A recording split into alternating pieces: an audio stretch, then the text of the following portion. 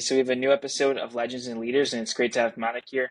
So you're the founder and CEO of Therma. You've taken on a new approach to creating a system that can ensure that there's much more safety when it comes to food. There's healthier processes that are being implemented. You've given so much data to these companies and arming them with that data into the process to really make it much more cost effective, but also much healthier for them and for the environment. So I'm excited to have you here and to get into your story. Great to be here, Ben. Thanks for having me. Awesome. So where did your passion, first of all, for business, for, this purpose-driven business come from? Like, did you have this when you were young? You always knew, hey, I wanted to be an entrepreneur. I wanted to create something like this. Like, how did this passion begin? Yeah, I appreciate the question. I never thought I was going to be an entrepreneur, but life kind of makes sense in the rearview mirror, I guess. I was always interested in doing something that was larger than myself, that had some purpose beyond just, improving my own lot, as you'd say.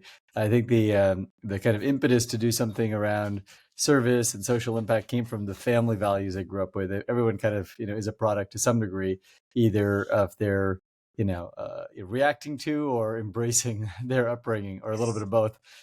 My parents were doctors. 3 of my grandparents were doctors. All of my family was, kind of close to public service because of healthcare. And then my grandfathers on both sides were in the army back in India. My parents were immigrants from Huh. India. So I grew up with a lot of like medicine and army in the family. And both of those have a kind of element of service to them. You got to do something more than just make a buck. So that was important to me early on as a kid, growing up kind of between the US and going back to India. We lived there from when I was 7 to 10. So I got to know my grandparents in that period of my childhood. But, I thought I was going to go into government and public policy. I went to Harvard for college. 9/11 was my first day of classes freshman Uh, year. So it was a pretty crazy start to college. I studied international relations and foreign policy as a result. Thought I was going to go again into kind of more traditional lines of work. Went to law school eventually at Harvard, and then did a short stint in the Obama White House as a junior guy doing policy. And there I met a woman who was a technologist, Beth Novak. She was the deputy CTO, had gone to law school, kind of jokes that she's a recovering lawyer. And she kind of illuminated or convinced me that there's a huge opportunity in technology. She had just written a book about tech and how tech was changing the world, but big public problems weren't being tackled. The book was called WikiGov. This is kind of circa 2011.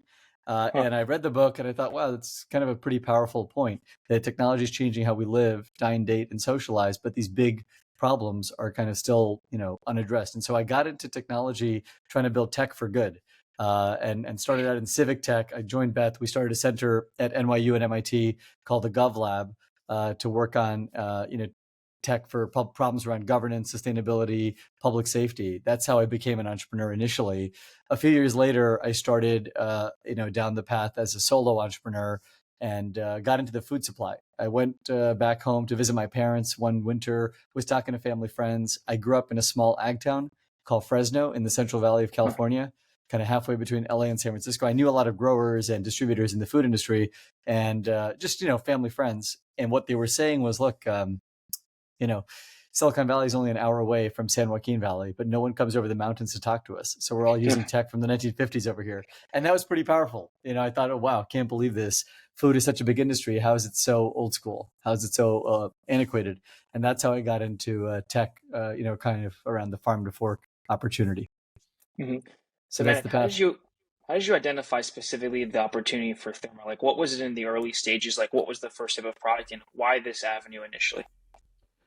Yeah, well, the first attempt didn't work. So the first company I launched, the product was called Collaborative Inspect, Co-Inspect, and it was focused on replacing pen and paper with structured data. Essentially, was talking to a bunch of folks in the food industry, growers, distributors, restaurateurs, and everyone's using clipboards from decades ago to check safety and quality issues.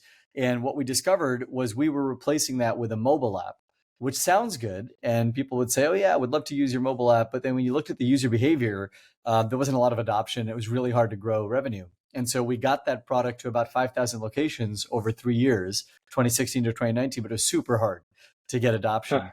And it turns out most of what people were checking was temperature. And they were checking the temperatures to make sure that perishables, fruits, vegetables, proteins, dairy, didn't spoil and didn't have safety issues, which is obviously important for consumers and also for food waste.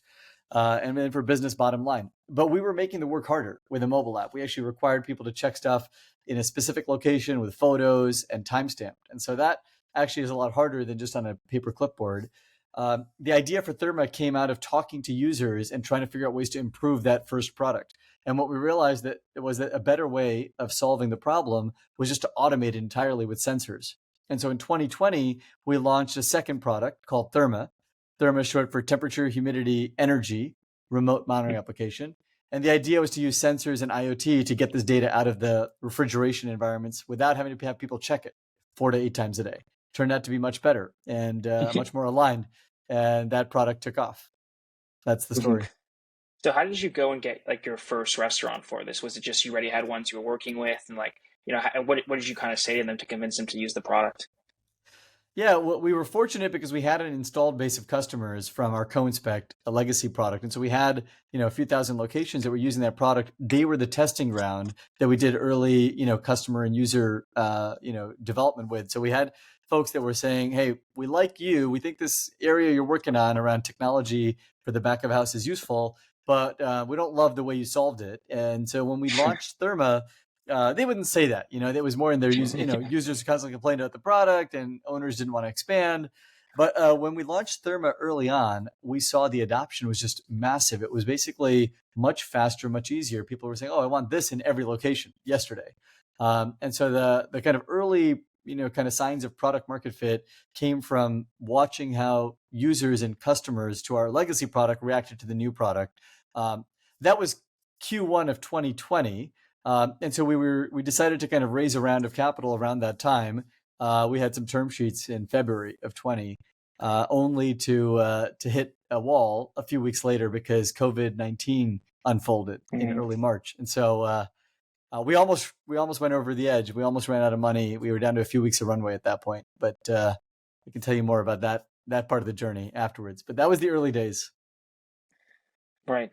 So, I mean, if you had this kind of case study at that point, and you had really interest in, from there, like, you're running out of capital, but how did you go and move on from that avenue and start to scale this? Because now you're in McDonald's and you're in Chick-fil-A and all these different restaurants throughout. I mean, there must have been something that they really saw in you that they wanted to start picking this up. So what did it kind of take to push over that hurdle?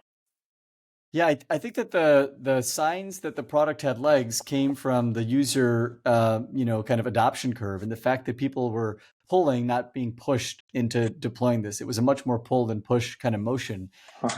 The problem we were solving, which was helping businesses prevent food loss and losing money on their inventory, while also maintaining safety, and being able to do that without having to have people check stuff. Automation of time on task. That was a combination of an economic problem and a social problem. We were basically saving businesses money with a low-cost piece of hardware that was like an insurance or alarm for their inventory. And so the data, from the early adopters was so compelling, just in terms of the speed of sale and speed of deployment, that we decided, even though people told us we were crazy in March of 2020, we decided to rename the company, rebrand the business, and pivot into Therma, and raised a round in April of 20, which was not an easy time to convince investors to give you capital to sell a product to restaurants and food service players.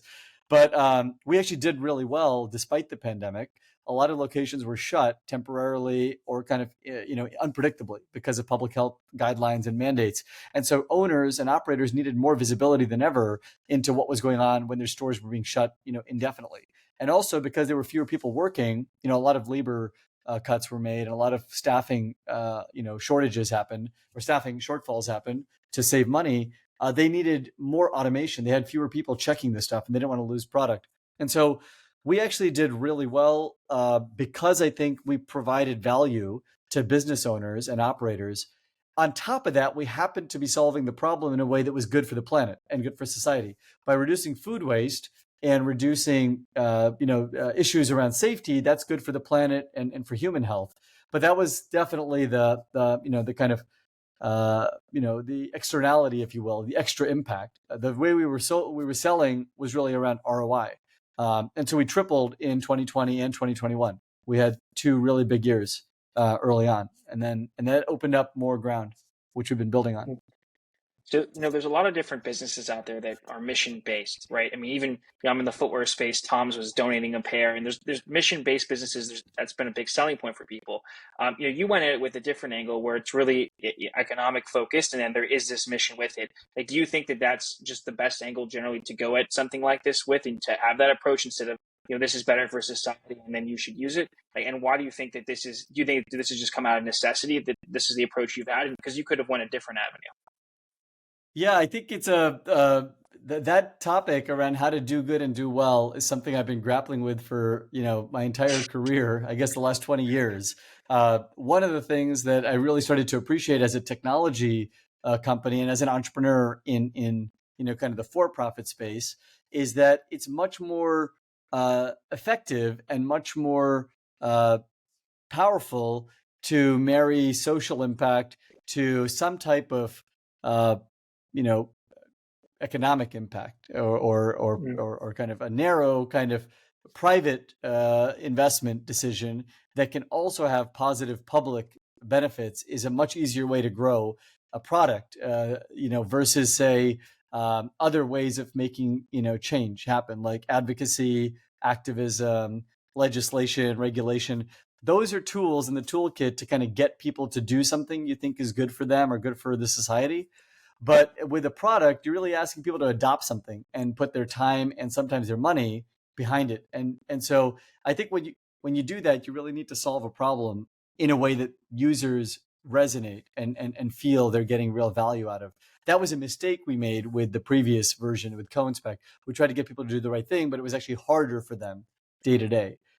That doesn't scale so well. So here, by saving them money and saving them time, it's easy to get them to adopt something, and then it happens to be good for society as well. That's a nice upsell. That's a nice external benefit. And Manik, did you start thinking this when you were on the National Economic Council at the White House? Was this kind of something that was developing then?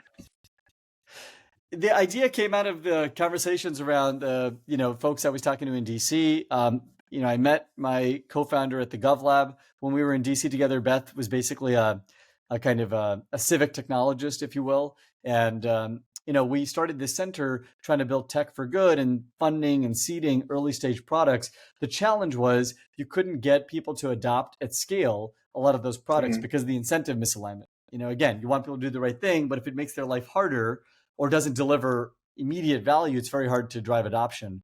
And so that's what led me into this kind of for-profit model. So, on your website, it talks about the importance of AI for optimizing energy consumption. So, how has it been most impactful for you guys? Yeah, so we expanded our product in 2022. We went from a lightweight sensor that monitored refrigeration to a control system that doesn't just monitor, but actually turns things up and down and on and off. So we added an entirely new layer to the product in 22 and 23, which is an energy optimization layer that sits on top of our sensors, which monitor the temperature and humidity continuously. That control layer is like a combination of a smart thermostat and a smart switch, and knowing when and how long to turn refrigeration and now air conditioning. We also do the same with air conditioning. Knowing when to turn this stuff on and off is actually not simple. Doing it well and doing it in ways that save businesses money while also balancing safety and convenience is really where there's an opportunity for better and better intelligence. And that's where ML or machine learning techniques fit in. When you turn refrigeration or air conditioning off, you're basically saving money because you're reducing the electricity spend and the energy consumption, but you're potentially warming up the environment. And that warming, the warming rate, has an impact on the product in terms of how safe it is, and also on the guest, the comfort and convenience. So there's a balancing act there. You can turn stuff off for short bursts of time, and if you do it well and elegantly, you can do it without sacrificing any product integrity or any guest convenience. But knowing when and how long to turn stuff off requires a lot of variables being taken into account. Things like weather, time of day, occupancy, what's inside the fridge or freezer, how many humans are inside the box, about 60 variables. And so that's where we've developed machine learning based techniques to understand how individual locations use cooling, how they use refrigeration and air conditioning. And eventually, you can add other assets. But right now we're doing it primarily with cooling. Even doing that well requires really localized data. Two locations sitting on the same block in the same town aren't going to necessarily work the same. One might be a McDonald's, the other might be a Denny's. McDonald's is going to operate, 5 to 9 a.m., 11 to 2 p.m., 5 to 9 p.m. That's when it's super busy, service hours. Denny's tends to be busy. It's a late night shop. So you're talking about 8 p.m. to 6 a.m. and totally different product mix. And so those are the kinds of local conditions or data that machine learning techniques can really help optimize. And that's where we've applied or used artificial intelligence to start getting more and more savings. And Manik, where do you think that it can be most impactful down the line? I think at scale, we're building virtual power plants. So doing this at scale is a big part of the game. Being able to connect people's refrigeration and air conditioning units into a large network. When you take that and look at that at the kind of 30,000 foot view, that looks like a virtual power plant. Instead of turning on or building new power plants, which use diesel, coal, natural gas, those are emittive, super emittive and expensive.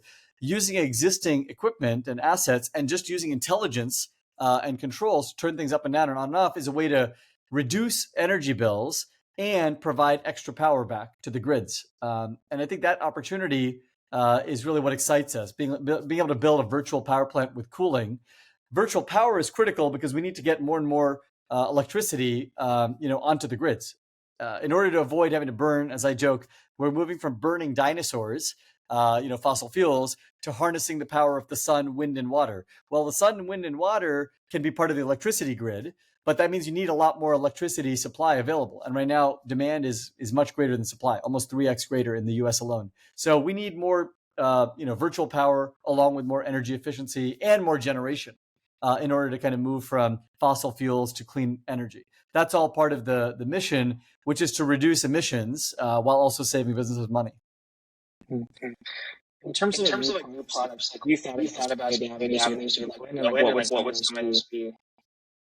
Yeah, I think there's a lot of opportunity to add additional equipment into our offering. So things like water heaters, water meters, lights, cooking equipment, those are also energy consuming assets that our customers control and use every day, most of which are run, quote, dumb. They're still run like it's the 20th century. They're not using real-time data, occupancy, and other variables to drive and to turn up and down. And so extending our technology to incorporate other assets is probably one big area of opportunity. The other is moving into other verticals that have refrigeration and air conditioning in a big way, like supermarkets, grocery, convenience stores, and warehouses. Why do you think that nobody something in this episode? There's kind of always there. I mean, it's pretty unsexy. Like, think about the last time you thought about refrigeration, or commercial air conditioning. Like, no one thinks about this stuff. Everyone assumes that refrigeration and air conditioning work pretty well, particularly commercially. It's just not an area that's top of mind when people are thinking about either business problems or social impact. What I was surprised by back in 2019, when we were looking at the idea for Therma, is that cooling causes almost 10% of warming. Which is a crazy number. The fact that cooling is responsible for almost 10% of global warming across all causes and all sources is just an astounding statistic. And it's because there's so much of this stuff out there. There's millions, tens of millions of units in the world, hundreds of millions actually in the commercial world, and billions residentially. But most of the stuff is still run the same way as it has been for decades. There's small incremental improvements in how equipment manufacturers make this stuff, but these pieces of equipment have never been connected to the cloud, and they've never been powered by data science. So they're still kind of 20th century loads. And we just happen to, I think, kind of stumble into a pretty important problem, partly because, I grew up in an ag town, and partly because we were looking at user behavior and trying to understand how to manage temperature better. As I said, I think scale is a big part of the game. I'd love for us to go from, thousands of locations to hundreds of thousands of locations.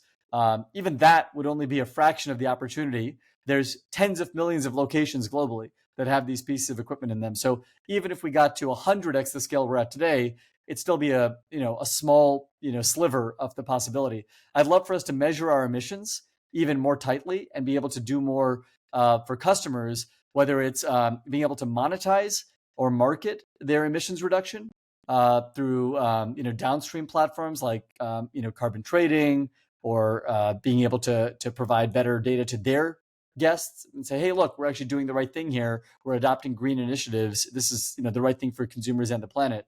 It also saves us money and allows us to pass on lower costs. So those are kinds of things that I'm focused on, which are scale and marketing and messaging the climate impact better. The last thing is being able to do it globally. Right now, most of our customers are in the U.S. We're based out of the San Francisco, Bay Area, and so small team, early days. But this problem is everywhere.